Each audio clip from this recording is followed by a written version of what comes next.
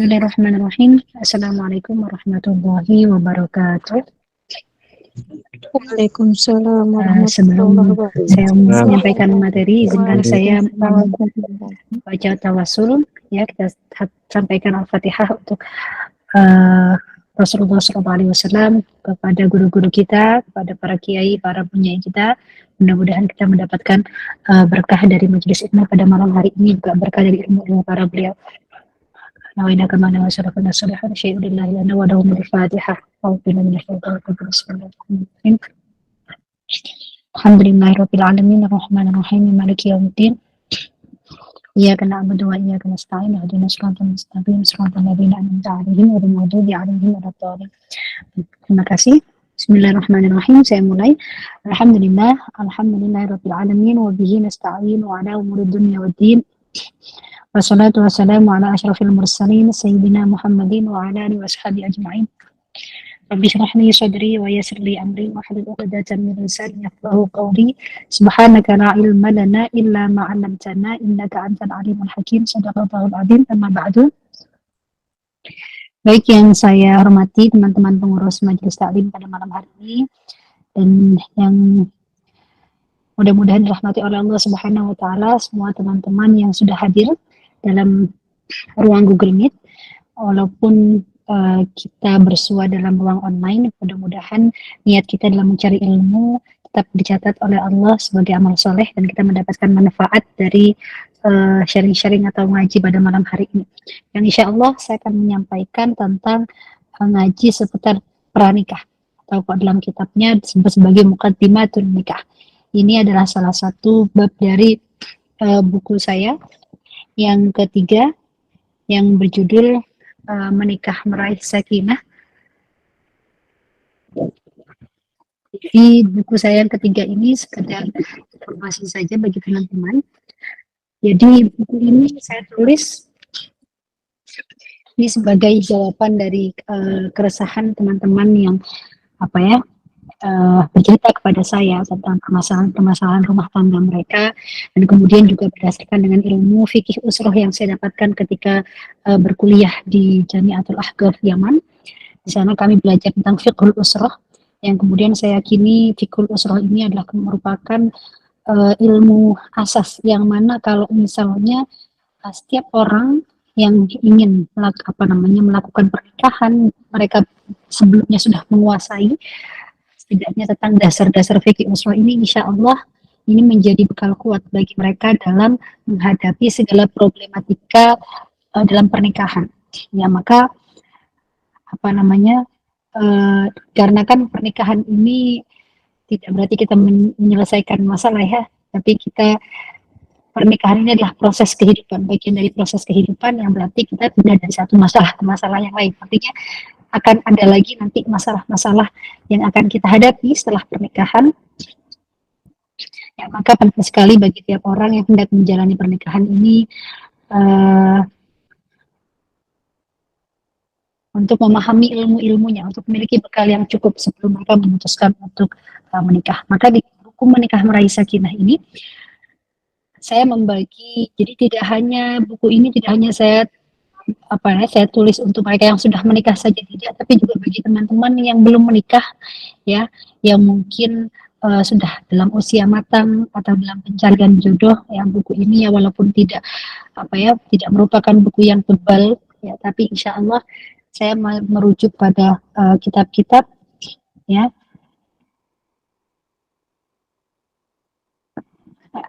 kitab-kitab mu'tabarah, pada buku-buku, dan juga pada cerita-cerita nyata yang saya dapatkan dari teman-teman dan kerabat. Baik, slide-nya mungkin bisa di next. Baik, topik materi pada malam hari ini ada 4 poin ya. Sebentar.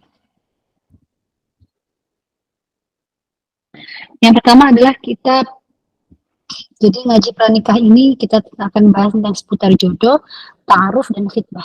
Ya, yang poin pertama yang akan kita bahas adalah memahami makna pernikahan. Jadi kita meluruskan pemahaman tentang apa itu pernikahan dan tujuannya. Sehingga bagi teman-teman yang mungkin Syawal kemarin ya, Lebaran kemarin, momen Lebaran kemarin, banyak ditanya oleh orang-orang gitu ya, oleh keluarganya gitu ya, kapan nikah, kapan nyusul si fulanah gitu ya, kapan nyusul temannya, kapan nyusul saudaranya gitu ya.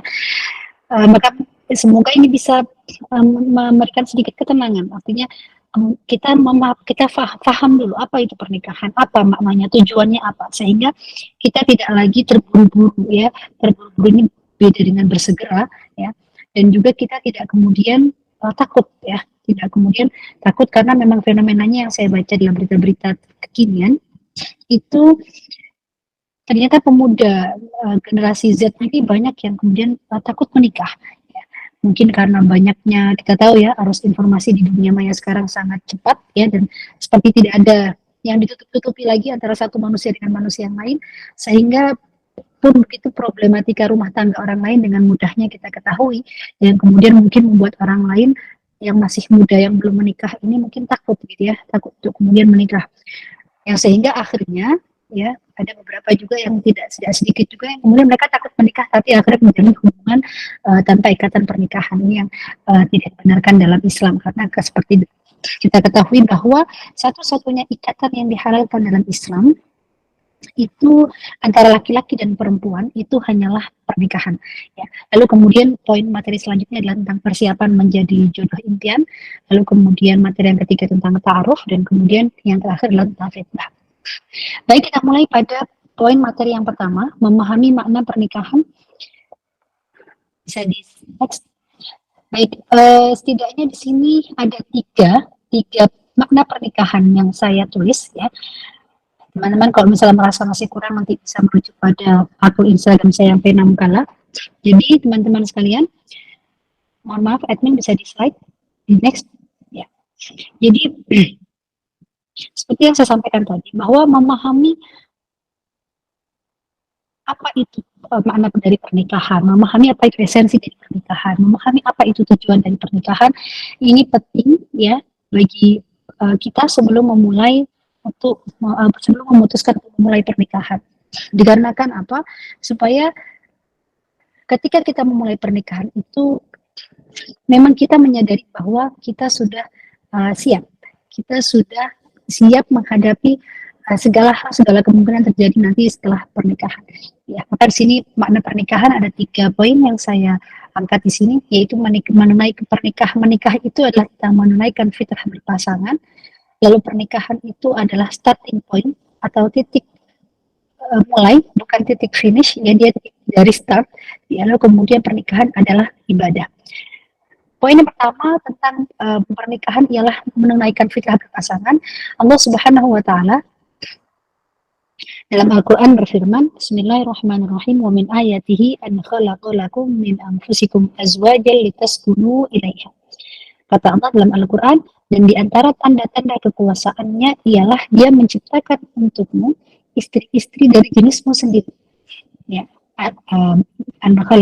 Min anfusikum azwaja.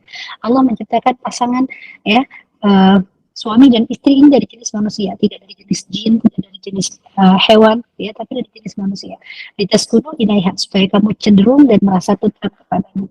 Jadi teman-teman sekalian, menikah ini adalah salah satu fitrah manusia, ya, yang mana salah satu fitrah manusia ini adalah hidup berpasang-pasangan, kemudian melahirkan generasi agar keberlangsungan hidup ini terus ada, ya, karena kita memiliki misi dalam kehidupan di dunia ini, yaitu menjadi khalifatun fil ard, ya. Ini adalah misi dari Allah Subhanahu wa taala untuk semua Bani Adam, yaitu menjadi khalifah di atas bumi, baik itu laki-laki maupun perempuan. Ya. Nah, maka ketika kita memahami bahwa pernikahan ini adalah ketika kita menikah, kita akan menunaikan fitrah berpasangan kita. Maka hendaknya sebagaimana fitrah baik lainnya, kita pun perlu menjaga dan memperjuangkan fitrah berpasangan ini dengan semangat dan sesuai tuntunan syariat. Jadi tidak cukup hanya semangat saja teman-teman. Saya semangat nikah, tapi kita nggak mau tahu gimana tuntunan syariat, gimana syariat menuntun, bagaimana calon istri yang dianjurkan oleh Rasulullah SAW, bagaimana calon suami yang dianjurkan oleh Rasulullah SAW. Jadi kita cuma semangat aja nyari jodohnya, tapi kita nggak mau tahu bagaimana syariat menuntun itu semua. Ini salah. Ya, kita buru-buru pengen nikah, tapi kita nggak tahu bagaimana syariat mengatur apa kewajiban seorang istri nantinya setelah dia menikah, apa kewajiban seorang suami nantinya ketika mereka setelah menikah. Nah, ini juga kenapa saya menulis buku Menikah Meraih Sakinah, karena sepulangnya saya dari Yaman, ketika saya banyak dicurhati oleh teman-teman tentang masalah pernikahan, ketika saya mencari buku-buku di rak buku di toko buku ya, di rak buku pernikahan, itu kebanyakan membahas tentang istri yang soleha. Jarang sekali, mungkin saya yang kurang jauh mainnya ke toko buku ya, tapi jarang sekali saya menemukan buku yang membahas tentang bagaimana sih menjadi suami yang soleh. Ya karena pernikahan yang sakinah, mawaddah, warahmah, ya sebagaimana kita kalau ada teman yang nikah ya, semoga sama ya kan. Ini tidak cukup teman-teman, tidak cukup hanya dengan istri yang solehah saja, tapi juga seorang suami bagaimana yang dicontohkan oleh Rasulullah SAW, ya, khairukum li ahli, ya katakan yang Nabi, sebaik-baiknya kalian adalah yang paling baik dengan keluarganya. Maka penting juga untuk laki-laki mengetahui bagaimana tuntunan Rasulullah SAW untuk mereka bagaimana menjadi seorang suami yang baik, suami yang soleh, tidak hanya menuntut istrinya menjadi solehah, tapi dia tidak tahu bagaimana caranya menjadi suami yang baik kepada istri maupun kepada anak-anaknya nanti. Nah, ini yang penting sekali karena menikah ini adalah fitrah, kita menunaikan fitrah berpasangan, maka ayo kita menjalankannya dengan semangat, tapi juga sesuai dengan tuntunan syariat.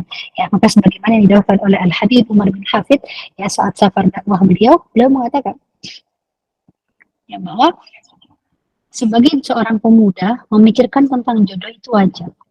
Jadi teman-teman ya, kalau saya sudah menikah, jadi saya tidak masuk pemuda lagi.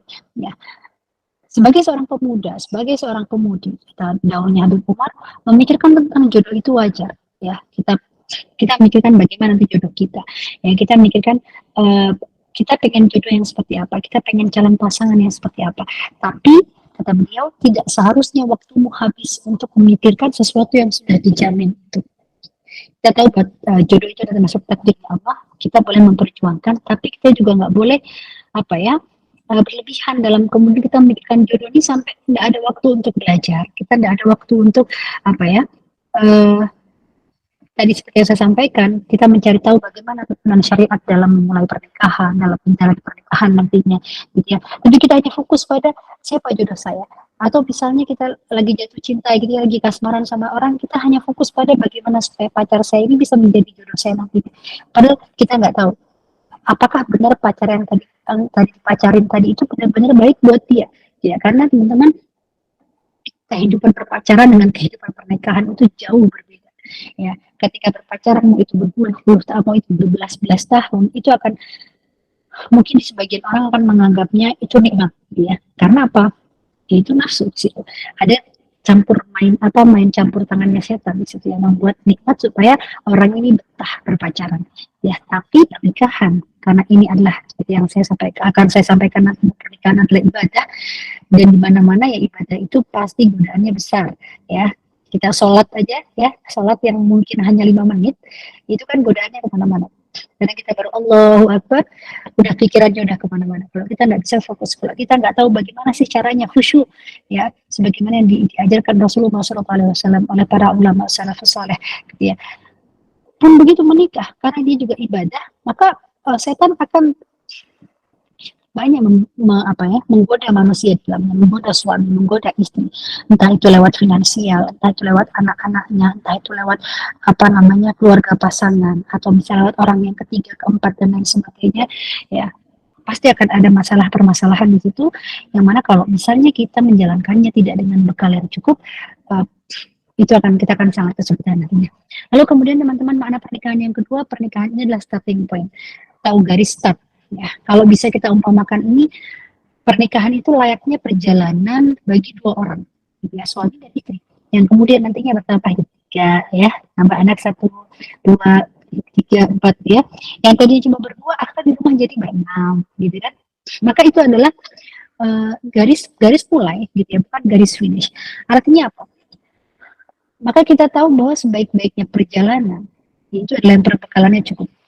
Tidak harus banyak teman-teman, tidak harus kemudian kita harus menghatamkan kitab babun nikah gitu ya, tidak juga. Yang penting kita punya bekal cukup dan kita harus mau menjaga semangat belajar kita. Nanti saya setelah menikah pun saya harus terus belajar, ya, banyak hal yang perlu kita pelajari.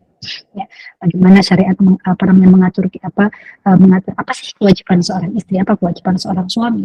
Ya, lalu kemudian ketika kita menikah, kita bersinergi dengan orang lain, atau bersinergi dengan pasangan, orang yang mungkin baru kita kenal, baru kita tahu, ya, yang mungkin memiliki dunia yang berbeda dengan kita, ya, maka kita pun juga harus belajar untuk memahami dunia mereka, dunia pasangan kita, ya, dan ini agar kita ini nyambung gitu ketika diajak ngomong sama pasangan dan lain sebagainya.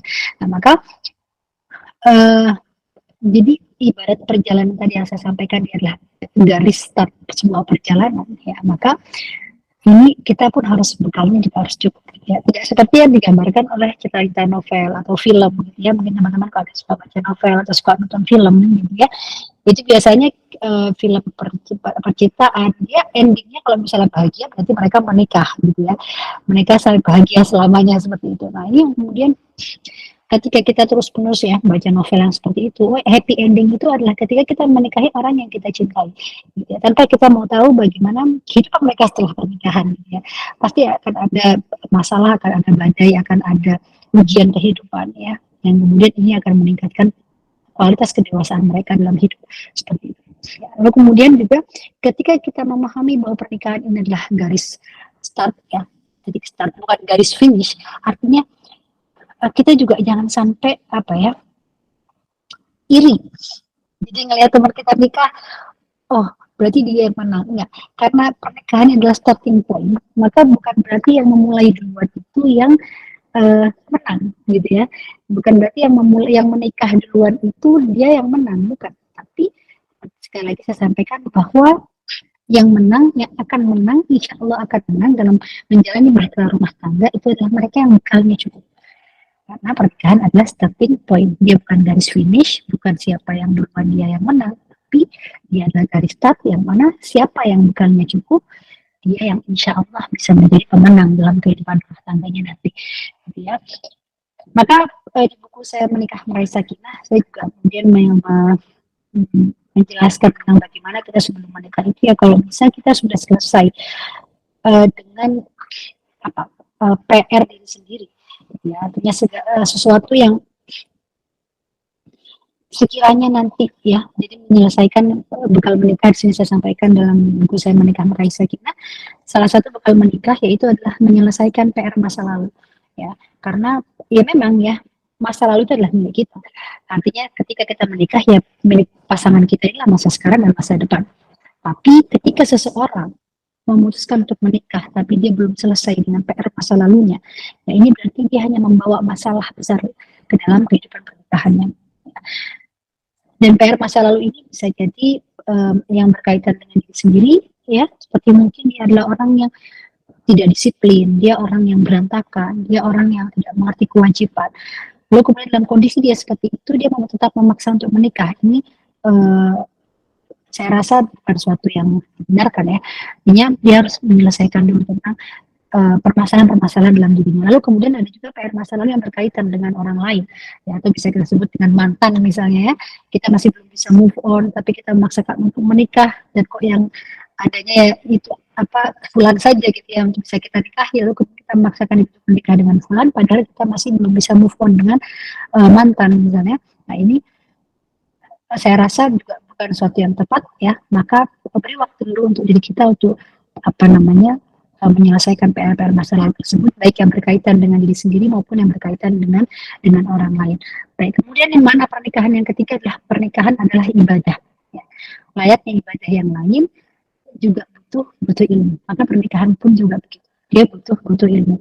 Maka saya bersyukur sekali sebelum saya menikah dulu saya sudah menyelesaikan pelajaran fiqhul usrah ya, yang artinya ini menjadi bekal saya ya, dan itu sangat sangat bermanfaat sekali, sangat saya rasakan manfaatnya. Itulah kemudian yang mendorong saya untuk menulis buku Menikah Meraih Sakinah ya, karena walaupun saat itu umur saya terbilang masih muda ya, menikahnya masih muda, lalu kemudian sebelumnya belum kenal dengan suami, dan kemudian kami langsung merantau di negeri orang ya, tidak di negeri sendiri, dan langsung jauh dari orang tua ya. Alhamdulillah kami sama-sama bisa melewati masa-masa sulit itu ya. Saya rasa salah satunya yang paling besar adalah karena bekal kami yang cukup, yaitu ketika kami sudah selesai mempelajari tentang fikul usroh, yang mana tadi itu bahwa al ilmu, kalau kata Habib Zain dalam kitab beliau, al ilmu asasul ibadah, ilmu itu adalah fondasinya ibadah. Maka kalau kita mau uh, sukses dalam menjalani ibadah kita, yang mana yang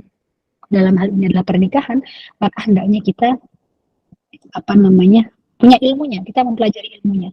Nah, teman-teman yang dirahmati oleh Allah Subhanahu wa taala, maka teman-teman nggak usah malu ketika misalnya, dan bersyukur sekali ya sekarang banyak sekali kajian-kajian pranikah ini bukan suatu lagi yang tabu ya. Tapi kalau dulu itu mungkin masih ada yang ketika ada anak muda belajar tentang pernikahan itu merasa, oh kamu tuh udah kebelet nikah ya. Nah, itu jangan kita jangan sampai terganggu dengan komentar seperti itu, atau jangan sampai juga kita mengomentari orang lain seperti itu, yang misalnya dia getol sekali sini ikut pelajaran tentang pernikahan gitu ya. Tidak, karena seperti tadi saya sampaikan bahwa ibadah ini butuh ilmu, pernikahan ini butuh ilmu. Maka, dan kita nggak tahu ya jodoh kita ini akan datang kapan, kita nggak tahu ya, karena ada istilahnya menikah cepat, ada istilahnya menikah tepat. Jadi walaupun tidak semua yang cepat itu tepat, tapi tidak semua yang tepat itu datangnya telat. Ada kalanya ya memang pasangan itu sudah tepat, tapi kemudian dia datang di umur yang kita masih muda, gitu ya. Karena jodoh ini rahasia Tuhan. Ya. Maka semakin kita mempersiapkan diri dengan ilmu seputar pernikahan, itu tentu semakin baik, karena saat ternyata jodohnya sama Allah kok dikasih di waktu yang cepat, gitu ya, kita tidak kebingungan lagi, kita tidak lagi memulai pernikahan dengan tanpa ilmunya, tapi kita sudah memiliki bekal yang cukup. Makanya gitu teman-teman ya. Jadi ketika kita memahami makna mau pernikahan ini adalah ibadah, dan sebagaimana ibadah lainnya, pernikahan ini juga butuh ilmu. Ya, maka ayo lebih cepat kita memulai mencari ilmu seputar pernikahan. Bagaimana kalau yang laki-laki, bagaimana sifat-sifat yang dianjurkan dalam Islam dalam mencari calon istri, dan perempuan pun juga begitu sebaliknya ya, karena perempuan ini dalam kitab-kitab yang saya baca, mereka juga punya hak untuk memilih ya, hak memilih bagaimana, yang memilih untuk menerima atau menolak laki-laki yang meminangnya ya. Kalau dirasa laki-laki tadi kok akhlaknya kurang baik ya, kita tahu dari mereka terpercaya, akhlaknya, agamanya kurang baik, kita punya hak untuk memilih untuk menolak gitu ya. Jangan sampai hanya karena mitos yang mengatakan, oh perawan nih jangan nolak kalau ada laki-laki yang melamar, nanti susah nikah gitu ya. Tapi ternyata yang melamar dia adalah orang yang fasik, orang yang tidak sekufu misalnya, orang yang nggak pernah sholat ya. Dan kita tahu itu, makanya kita masih punya hak, kita tetap punya hak untuk memilih untuk menolak orang tersebut. Jadi karena kan kita tahu agamanya tidak baik atau akhlaknya tidak baik ya. Karena, dan ini lebih penting ya, dalam satu kitab disebutkan memilihnya perempuan ini menurut mu'alif, menurut para ulama, ini lebih penting daripada hak bagaimana laki-laki. Karena kenapa?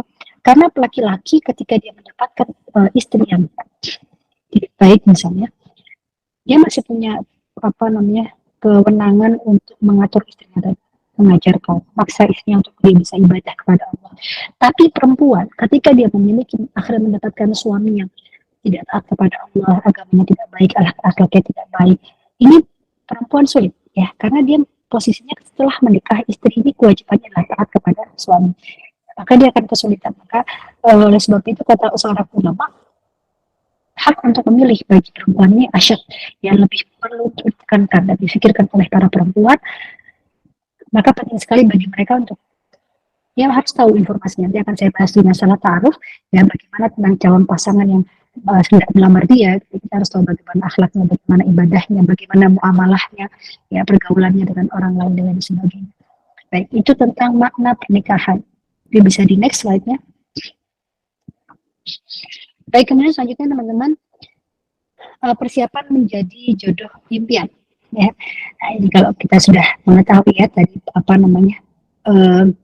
makna dari pernikahan, ya, maka kemudian selanjutnya kita juga harus bisa mempersiapkan diri kita untuk menjadi jodoh impian.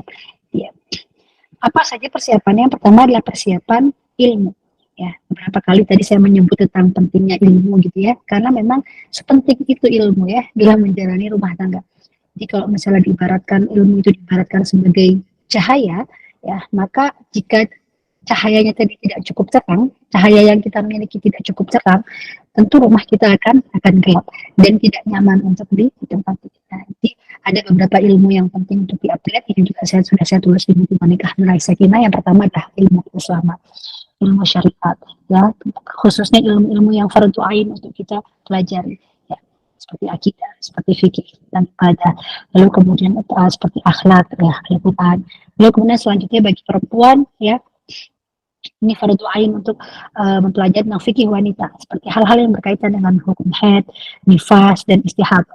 Jadi wajib fardu ain bagi perempuan yang sudah balik. Adapun bagi laki-laki, hukum mempelajari fikih seputar haid, nifas, dan darah-darah perempuan ini adalah hukumnya fardu kifayah. Jadi kalau misalnya suami tidak bisa, sebelumnya nggak pernah belajar tentang fikih haid, ya, fikih apa darah-darah perempuan. Lalu kemudian istrinya juga nggak bisa, dan dia mau belajar. Maka ketika suami tidak bisa mengajarinya, suami wajib memberikan izin bagi istrinya untuk belajar kepada orang yang bisa mengajarinya seputar fikih wanita tadi. Karena belajar fikih wanita bagi seorang perempuan yang sudah balik ini hukumnya adalah fardu ain. Ya. Lalu kemudian juga tentang manajemen waktu. Bagi manajemen waktu ini, manajemen waktu ini teman-teman tidak bisa ya, kan sulit kalau misalnya tidak dibiasakan. Maka mulai dari sekarang, ya, ayo atur waktu dengan baik. Kalau perlu, kalau saya dulu ya, di waktu masa-masa masih sekolah atau masih kuliah, ya, biasanya saya menentukan target saya apa, prioritas saya apa, lalu kemudian saya atur jadwal sesuai dengan target dan prioritas yang sudah saya susun. Lalu kemudian itu saya tempel ya di lemari atau di tempat yang sering saya lihat, dan itu saya jalani sendiri. Jadi ini penting sekali manajemen waktu, ya, supaya nantinya ketika kita sudah terbiasa mengatur waktu, ketika sudah menikah, ya, kita tidak akan sulit lagi untuk membagi waktu, karena banyak sekali teman-teman, ya, khususnya ini yang sering saya dapat curhatan gitu ya, kayak misalnya seorang istri, suaminya gak bisa bagi waktu gitu ya, waktunya weekend misalnya istrinya minta waktu buat istri dan anak-anaknya, alasannya suaminya kerjaan. Saya banyak kerjaan, saya nggak ada waktu buat ngurusin kalian, buat buat perhatian sama istrinya, sama anak-anaknya. Ini sebenarnya bukan waktunya yang nggak cukup ya, tapi dianya yang belum pintar untuk mengatur waktu. Maka penting sekali bagi teman-teman untuk dibiasakan dari sekarang. Lalu kemudian juga ilmu tentang manajemen komunikasi, ini sudah saya bahas juga di buku Menikah Meraih Sakinah. Lalu kemudian kesehatan reproduksi, kehamilan, kesehatan umum, lalu ilmu seputar parenting, ya, pengasuhan anak, yang mana ini jangan hanya dibebankan kepada ibu saja ya, jangan hanya dibebankan kepada perempuan saja, tapi laki-laki pun juga harus mengetahui pentingnya untuk seorang ayah dalam keterlibatannya mendidik anaknya. Lalu kemudian selanjutnya, persiapan selanjutnya adalah meluruskan niat. Nah, niat ini akan susah kita luruskan kalau kita tidak tahu apa tujuan dari pernikahan. Ya. Lalu kemudian yang ketiga, berusaha memperbaiki akhlak, ya. Lalu kemudian membiasakan diri mengamalkan sunnah-sunnah Rasulullah SAW, sehingga nantinya ketika sudah menikah, ya, sunnah-sunnah yang kita lakukan, yang kita amalkan itu bisa memperkuat lagi ikatan pernikahan. Itu karena teman-teman percaya tidak percaya, ketika seorang suami dan istri itu hubungannya semakin dekat dengan Allah, dan sebagaimana kalau dalam hadis.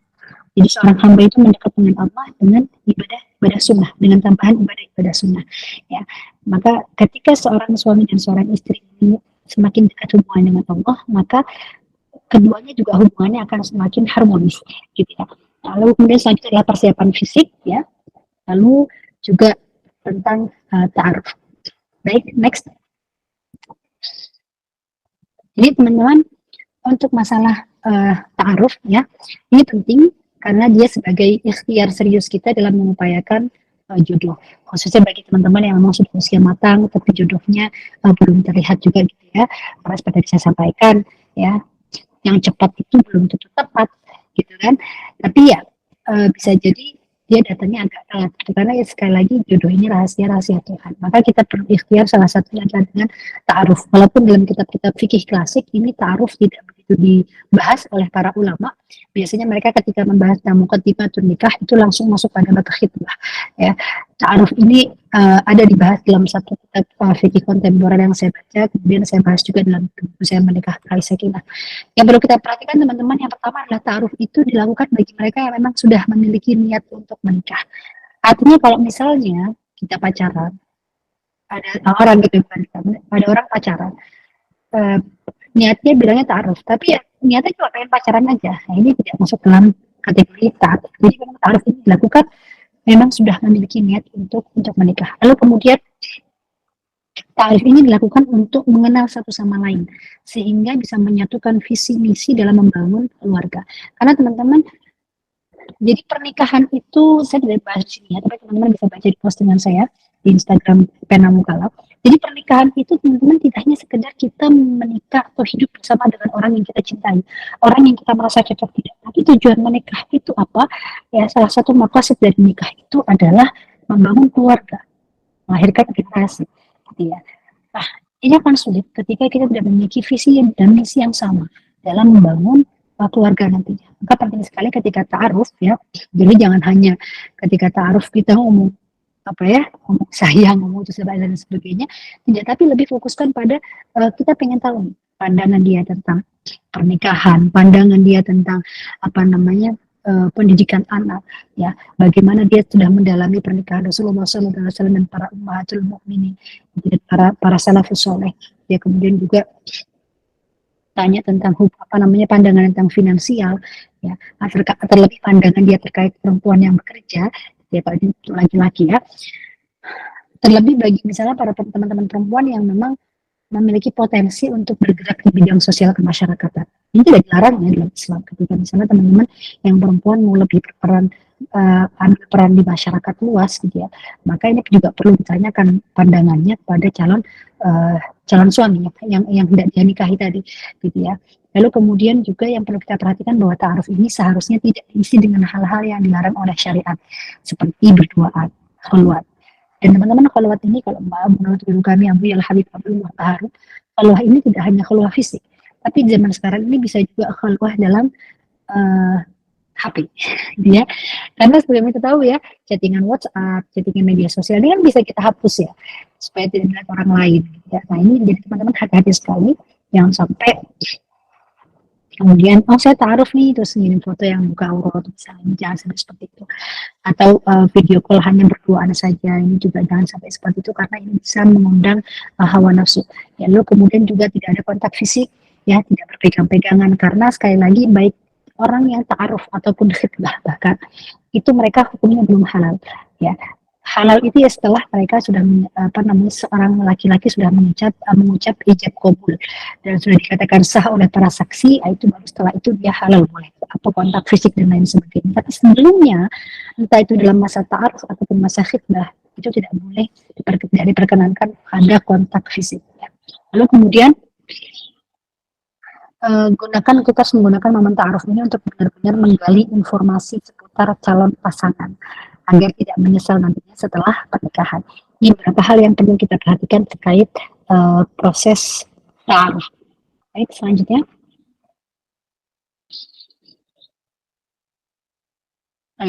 Masih tentang ta'aruf ya teman-teman. Mungkin kalau misalnya teman-teman hal-hal ya, ketika kita ingin mengetahui agama seseorang baik, ini saya pernah membaca dalam sebuah kitab sampaikan oleh Sayyidina Umar bin Khattab. Ya, ketika kita ingin menilai agama seorang baik itu kita tidak bisa hanya melihat dari satu sisi ibadahnya saja. Maksudnya bagaimana?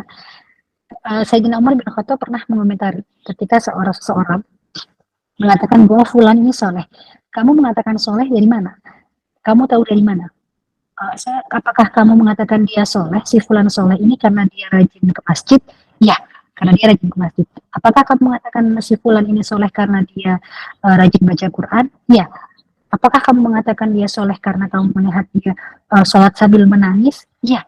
Ya. Tapi ternyata kata Sayyidina Umar bin Khattab itu tidak cukup. Maka kamu harus melihat bagaimana muamalahnya dengan uang, bagaimana muamalahnya, bagaimana perilaku dia saat dia berpergian jauh, ya, dan ini bisa ditanyakan, kita bisa mendapatkan informasi-informasi yang berkaitan dengan orang yang kita ta'arufi tadi mungkin dari temannya ya, teman sekamarnya atau teman yang pernah apa ya uh, bermuamalah harta dengan dia, misalnya pernah kerjasama ya, bagaimana sih si fulan ini ya pribadinya kayak bagaimana ya, karena ibadah itu dimensinya tidak hanya hubungan dengan Allah saja, tapi juga bagaimana hubungan dia dengan sesama sama manusia ya. Begitu yang terakhir teman-teman, yaitu tentang khidbah ya. Jadi urutannya ketika misalnya sudah ta'aruf, sudah cocok, kita sudah menanyakan visi misi, maka yang laki-laki bisa melamar perempuan. Dan ini hal-hal yang perlu kita perhatikan seputar khidbah. Yang pertama adalah perempuan yang sudah dikhidbah atau makhtubah ini tidak boleh menerima lamaran laki-laki lain. Jadi ketika misalnya kita yang perempuan sudah menerima lamaran dari laki-laki, dia tidak boleh untuk menerima lamaran laki-laki lain. Ya pun begitu, seorang laki-laki kalau mau melamar perempuan, dia harus tahu ini perempuannya sudah dilamar oleh orang lain atau belum. Kalau sudah dilamar, maka tidak boleh dilamar. Ya beda dengan ta'aruf. Kalau masih perkenalan, maka tidak apa-apa. Tapi kalau sudah lamaran, ya, maka ini tidak boleh dilamar oleh laki-laki lain. Tapi keduanya masih tetap belum halal ya, tadi saya sampaikan, belum boleh berkontak fisik dan sebagainya. Auratnya pun juga masih aurat ajnabi. Hanya saja tadi tingkatannya naik, dia tidak boleh dilamar. Perempuan tadi yang sudah dikhidbah, sudah dilamar, tidak boleh dilamar oleh laki-laki lain. Lalu kemudian yang kedua diperbolehkan nazar atau melihat wajah dan telapak tangan tunangan dengan tanpa berduaan. Jadi tetap ada yang menemani, lalu kemudian tetap belum diperbolehkan kontak fisik meski sudah khidbah. Seperti yang banyak tradisi orang barat yang sudah banyak diadopsi oleh kita itu, orang kalau tunangan langsung memakaikan cincin kepada tunangannya. Itu tidak boleh ya. Karena apa? Karena terjadi kontak fisik. Dan satu yang saya yakini sebagaimana dalam kitab Hikam, man asyraqat bidayatuhu asyraqat nihayatuhu. Barang siapa yang permulaannya baik, maka akhirnya pun akan baik. Begitu pernikahan, ketika dia dimulai dengan kita takut sama Allah, kita benar-benar menjalankan muqaddimatul nikah, hal-hal yang sebelum pernikahan itu kita jalani sesuai dengan aturan syariat ya, karena kita mencari ridhonya Allah Subhanahu wa taala, maka insya Allah pernikahan kita nantinya bisa sakinah mawaddah warahmah, tentu dengan pertolongan Allah Subhanahu wa taala ya. Baik, selanjutnya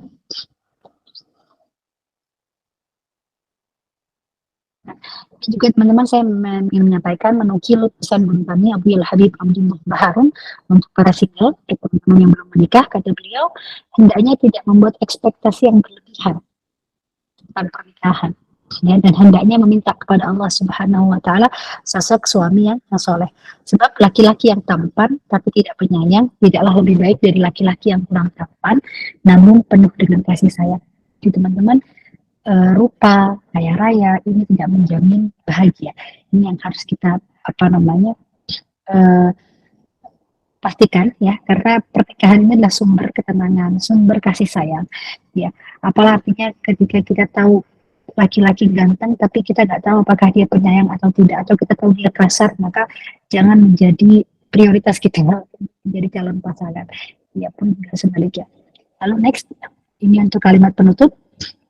Slide selanjutnya.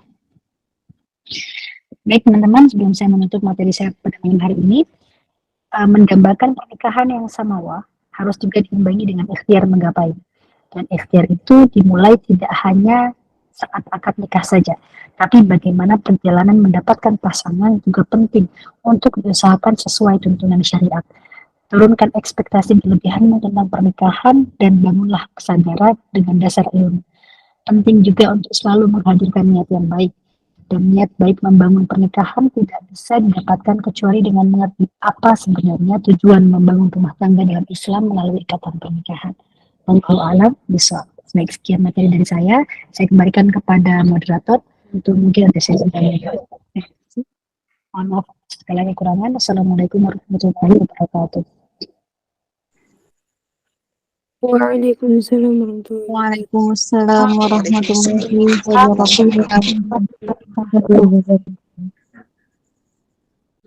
Masya Allah wa barakallahu fikum. Syukran wa jazakillahu khair atas materi yang telah disampaikan nih. Mudah-mudahan dapat dipahami dengan teman-teman semua. Baiklah, acara yang selanjutnya yaitu sesi tanya jawab. Kepada teman-teman yang ingin bertanya, dipersilahkan perwakilan orang untuk on mic 2 orang, dan selebihnya di kolom komentar pertanyaan. Kami batasi hanya 3 pertanyaan. Baik Ning, sebelumnya izin saya mau bertanya, bagaimana jika ada seorang ikhwan yang menyatakan ingin ta'aruf dengan seorang akhwat, tapi akhwatnya ini menolak dengan alasan belum siap untuk menikah dan ingin melanjutkan pendidikannya.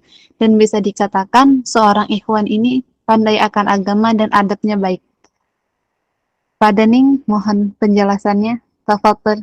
Mashkurah. Baik, saya jawab dulu ya. Ini pertanyaan ini hampir sedikit sama dengan pertanyaan yang dia tanyakan kepada seorang ulama dan lalu beliau tulis dalam kitab beliau. Kurang lebihnya jawaban beliau seperti ini. Jadi ketika misalnya seorang perempuan menolak lamaran laki-laki dikarenakan ingin menyelesaikan pendidikannya. Ya. Jadi begini, sebenarnya ketika kita memiliki komitmen untuk menyelesaikan pendidikan, ya, atau misalnya kita berkomitmen juga menyelesaikan pendidikan dan kita yakin kita tidak akan masuk dalam perzinahan. Ya, artinya kita tidak akan tergiur dengan pacaran, kita tidak akan taksir dengan lawan jenis gitu ya. Maka silahkan. Itu adalah sebuah niat yang baik untuk misalnya kita ketika kita ingin melanjutkan pendidikan. Ya. Tapi kalau misalnya ketika pendidikan tadi juga bukan pendidikan yang fardhu ain, lalu kemudian dia tidak bisa memastikan. Ya, maka ini saya sampaikan tadi, berkali-kali saya sampaikan bahwa ketika kita membangun kesadaran, penting juga untuk kesadarannya ini adalah berdasarkan dengan ilmu juga. Ya, maka ketika sebelum kita memutuskan akankah menerima atau menolak lamaran, ya kita lihat dulu. Kita maksudnya jangan sampai saya kan mau menyelesaikan pendidikan gitu ya, tapi kita kemudian tidak mempertimbangkan bahwa kita tahu pernikahan tujuannya adalah salah satunya menjaga seorang muslim dari zina, ya. Maka ketika kita misalnya kita harus menyadari gitu ya kemampuan kita bisa nggak kalau misalnya ternyata kita kuliah nih misalnya di tempat kampus kita kumpul sama laki-laki, kita berkenalan lawan jenis, dan kemudian kita tidak bisa memastikan diri kita bisa menjaga dari suka sama lawan jenis, ya, lalu berpacaran, lalu alhamdulillah atau sampai pada zina. Kalau dalam tasawuf ini zina ini tidak hanya melakukan hubungan suami istri ya, tapi ketika kita melihat lawan jenis dengan pandangan syahwat itu menjadi zina mata. Ketika kita misalnya sampai berkontak fisik memegang tangannya orang lawan jenis, ya itu bisa menjadi zina tangan dan lain sebagainya. Ya, maka kalau ternyata kita belum meyakinkan itu, kita sudah tahu kemampuan diri kita nggak bisa terhindar dari hal-hal seperti itu, maka tidak boleh bagi dia untuk menolak lamaran laki-laki yang apalagi kita tahu agamanya baik. Maka sebagaimana juga dalam tuntunan Rasulullah SAW, dalam sebuah hadis beliau mengatakan dalam sebuah makna, kalau datang kepadamu laki-laki yang kamu ridhoi agamanya, ya, maka jangan sampai kamu tolak, karena kalau kamu tolak maka akan menyebar fitnah di atas muka bumi ini. Seperti itu. Jadi ya silahkan tanyakan pada diri sendiri. Dan kalau misalnya ingin menyelesaikan pendidikan, menikah sambil belajar kan bukan sesuatu yang impossible, bukan sesuatu yang mustahil. Ya, saya saja menikah itu di tahun ketiga kuliah saya, dan alhamdulillah karena memang komitmen saya dengan suami dan dengan orang tua kami masing-masing, ya alhamdulillah kuliah saya tetap bisa selesai pada waktunya. Jadi tergantung hanya terkait dengan bagaimana dia bisa berkomitmen pada dirinya sendiri. Seperti itu. Semoga bisa difahami.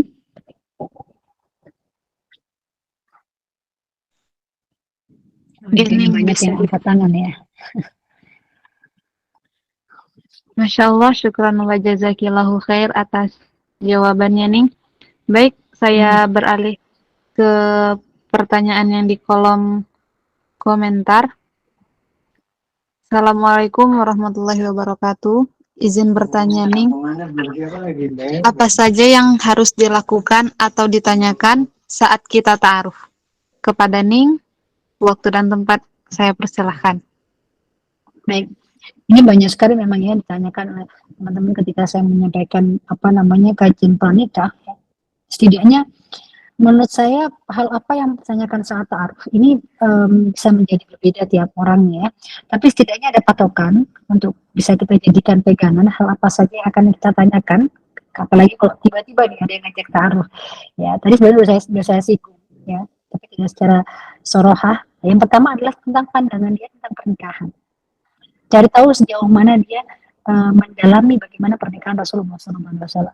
Mana pernikahan seperti apa, ya. Karena menurut saya pernikahan Rasulullah SAW dan para salafus saleh itu menjadi satu prototipe yang luar biasa dalam mewujudkan pernikahan yang sakinah mawaddah warahmah. Maka penting sekali, terutama kalau kita telepon ya, tanyakan kepada laki-laki tadi yang ngajak ta'aruf, bagaimana pandangannya terkait pernikahan?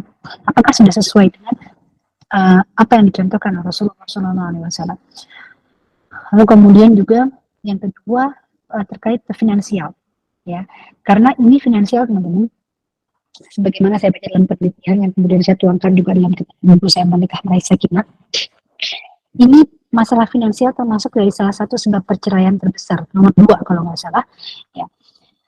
Maka penting sekali, dan begini ya teman-teman, dia tidak harus kaya ketika menikahi kalian, ya, sama yang perempuan ya, dan juga jangan sampai kadang ada ya di beberapa daerah kayak di Yaman itu masih ada adat yang kalau mau menikah dia harus menyiapkan syukuh, dia harus cukup untuk menyiapkan apartemen yang mafrusyah yang sudah ada furniturnya. Ini kan tentu sulit ya. Akhirnya kemudian karena kesulitan itu ya, karena tuntutan adat, dia akhirnya menunda sesuatu yang menjadi syariat, yaitu pernikahan. Padahal dia sudah butuh untuk menjaga dari zina, dia sudah, ya setidaknya dia punya penghasilan lah, walaupun tidak sampai berlebihan gitu ya. Nah, maka jadi teman-teman juga harus memahami ya, terutama yang perempuan, bahwa kaya itu bukan syarat, tapi setidaknya dia mengerti tentang tanggung jawab finansialnya, dia mengerti bagaimana kewajiban seorang suami, bagaimana, dan juga apakah dia sudah memiliki pekerjaan yang sekiranya bisa memenuhi seperti mahar dan nafkah-nafkahnya nanti ya. Dan kemudian juga tentang pandangan dia terkait perempuan bekerja, perempuan berkarir ya, saya sampaikan khususnya buat teman-teman muslimah ya yang sepertinya punya potensi nih, misalnya dia sudah kuliah kedokteran ya, atau dia seorang hafidhah ya, atau dia seorang mubalighah, lalu dia akan menikah, ada orang yang ngajak ta'aruf, maka tanyakan kepada orang itu pandangan dia terkait misalnya wanita berkarir di luar, dan bagaimana, apakah dia setuju atau tidak gitu ya, karena nanti ketika menikah dengan laki-laki yang ternyata tidak menyetujui hal tersebut, ini akan sulit ya, karena sekali saya sampaikan bahwa seorang istri kan ketika sudah menikah dia wajib untuk mentaati suaminya. Hal seperti ini yang harus dibicarakan, ditanyakan saat lalu. Kemudian yang ketiga adalah pandangannya terkait pendidikan anak. Ini penting karena salah satu tantangan terbesar dalam pernikahan, dalam keluarga adalah parenting, pendidikan anak, pengasuhan anak, ya, supaya mereka bisa terus tumbuh menjadi generasi yang dibanggakan oleh Rasulullah SAW. Baik, 3 poin itu ya, saya rasa bisa menjadi patokan untuk ditanyakan saat ta'aruf. Adapun tentang dirinya orang yang ngajak ta'aruf tadi, jangan tanyakan langsung kepada orang yang bersangkutan. Artinya bagaimana? Kita pengen tahu nih dia baik apa enggak. Jangan tanya ke orang, karena ya pastilah dia akan menyampaikan yang baik-baik. Tapi tanya sama orang yang sekiranya kenal. Nah, itu sahabatnya, kerabatnya, gitu. Caranya seperti itu. Baik, next.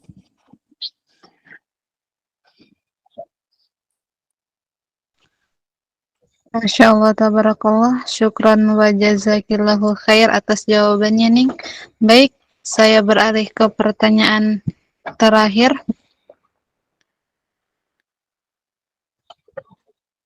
dari Ukti Akhwat Pripad. Assalamualaikum warahmatullahi wabarakatuh. Izin bertanya nih, bagaimana caranya agar dapat calon suami yang soleh? Kepada Ning, saya persilahkan. Baik, bagaimana caranya mendapat suami yang soleh? Yang saya teringat guru saya pernah mengatakan, jadi mencari jodoh ini layaknya mancing ya, layaknya mancing. Maksudnya bagaimana? Kita kalau misalnya pengen dapat ikan salmon misalnya, lalu kita nyarinya mancingnya di sungai, kita nggak akan dapat. Jadi yang perlu kita kemudian kalau atau misalnya kita mau nyari salmon, mancing salmon, sudah ke laut, tapi umpannya bukan umpan yang menjadi makanannya ikan salmon, tapi umpannya ya kita pakai umpan yang apa namanya makanannya ikan tawar misalnya.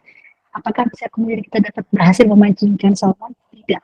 Ya, maka ada dua hal teman-teman yang perlu dipastikan, yang perlu kita perhatikan. Yang pertama lingkungan. Kita ingin dapat suami yang soleh, tapi kita bergaul dengan lingkungan orang-orang yang tidak soleh. Kita pengen dapat orang yang pintar ngaji, lulusan pesantren, tapi kita nggak apa namanya nggak yahtam, nggak excited dengan lingkungan pesantren. Kita berjauh dari lingkungan pesantren. Ya, tidak harus banyak antri lah ya, tapi kita nggak mau tahu bagaimana lingkungan pesantren. Kita malah berjauh dari situ. Kita malah bergaulnya nih lingkungan orang-orang yang umum misalnya. Gitu. Itu akan sulit. Nah, sama kayak kita pengen ikan laut, tapi kita mancingnya di sungai tawar. Kita nggak akan mendapatkan apa ikan laut tadi. Dan yang kedua adalah umpan. Ya.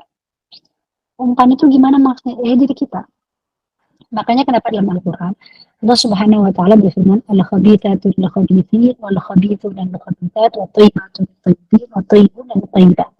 Bahwa perempuan-perempuan yang buruk itu untuk laki-laki yang buruk. Laki-laki yang buruk untuk perempuan yang buruk. Perempuan yang baik untuk laki-laki yang baik. Pun begitu laki-laki yang baik untuk perempuan yang baik. Nah, lalu bagaimana dong dengan kasusnya seperti Sayyidah Asia dengan Fir'aun? Sayyidah Asia perempuan yang solehah sampai disebutkan dalam Al-Quran. Wa daraballahu mathalan lil ladzina amanu imra'ata Fir'aun. Ya, bahwa Allah memisalkan kepada wanita-wanita mukmin tentang imra'ata Fir'aun, istrinya Fir'aun. Yang mana sama Allah sampai diberikan kisahnya dalam Al-Quran. Tapi Fir'aun kita tahu dia adalah paling kufurnya makhluk di bumi ini, Fir'aun itu. Ya. Apakah kemudian ayat Allah ini salah? Tidak. Maksudnya dalam tafsir dikatakan pada umumnya kebanyakannya itu ya perempuan-perempuan yang buruk atau laki-laki yang buruk dia akan mendapatkan pasangan yang buruk juga. Gitu ya. Jadi teman-teman kalau misalnya kita mengharapkan suami yang soleh, maka ayo perbaiki lingkungan kita, ya, dan kemudian perbaiki diri kita. Walaupun tujuan kita jangan sampai saya pengen jadi solehah supaya dapat suami yang soleh. Ya awal-awal gitu nggak apa deh untuk nanti. Tapi seterusnya ya ayo kita mensolehkan diri kita ini ya memang karena ridhonya Allah Subhanahu wa taala. Kata apa? Ya takdir kita kan yang megang Allah. Kalau Allah sudah ridho, Allah pasti akan ngasih yang baik buat kita. Itu yang harus kita yakini. Jadi jangan sampai kita mensolehahkan diri kita ini hanya untuk ngejar laki-laki soleh saja, ini juga salah. Tapi oke lah, saya pengen solehah supaya jodoh saya soleh, supaya nanti bisa jadi anak-anak yang soleh dan solehah. Tapi juga intinya dari semua itu adalah kita pengen nyari ridhonya Allah Subhanahu wa taala. Karena kalau untuk kita dapat suami yang gak soleh, kita akan sulit tuh beribadah, kita akan sulit untuk melakukan hal-hal yang mendatangkan ridhonya Allah Subhanahu wa taala. Mungkin bisa dipahami.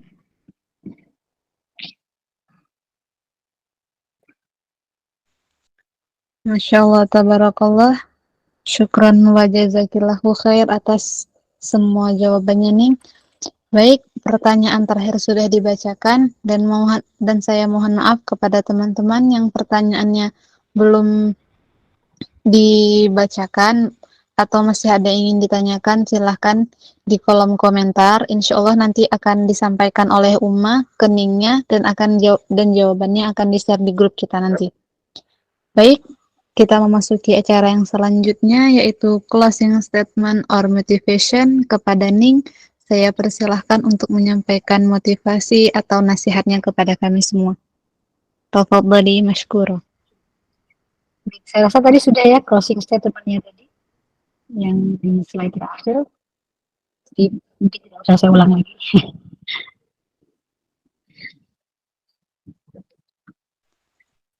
Baik, langsung ke acara yang terakhir yaitu pembacaan doa kepada Ning. Kami persilahkan untuk memimpin doa kajian pada malam hari ini. Bismillahirrahmanirrahim. Al-Fatihah. Muhammadin Sayyidina Muhammadin sallallahu alaihi wasallam. Syekhna Al-Fatihah. Bismillahirrahmanirrahim. Alhamdulillahi rabbil alamin arrahmanir rahim maliki yaumiddin iyyaka na'budu wa iyyaka nasta'in ihdinas siratal mustaqim siratal ladzina an'amta 'alaihim ghairil maghdubi 'alaihim waladdallin. Bismillahirrahmanirrahim. Alhamdulillahi rabbil alamin hamdan yuwaffi ni'amahu wa yukafi mazidah ya rabbana lakal hamdu kama yanbaghi li jalali wajhikal karim wa 'azimi sultanik. Allahumma shalli ala sayyidina Muhammadin wa ala ali sayyidina Muhammad. Rabbana innana sami'na munadiyan yunadi للإيمان أن آمنوا بربكم فآمنا ربنا فاغفر لنا ذنوبنا وكفر عنا سيئاتنا وتوفنا مع الأبرار ربنا وآتنا ما وعدتنا على رسلك ولا تخزنا يوم القيامة إنك لا تخلف الميعاد. اللهم إنا نسألك العفو والعافية والمعافاة الدائمة في الدين والدنيا والآخرة. ربنا آتنا في الدنيا حسنة وفي الآخرة حسنة وقنا عذاب النار. سبحان ربك رب العزة عما يصفون سلام على المرسلين والحمد لله رب العالمين. بالقبول وتمام كل رسول بجاه سيد الرسول صلى الله عليه وسلم. الفاتحة.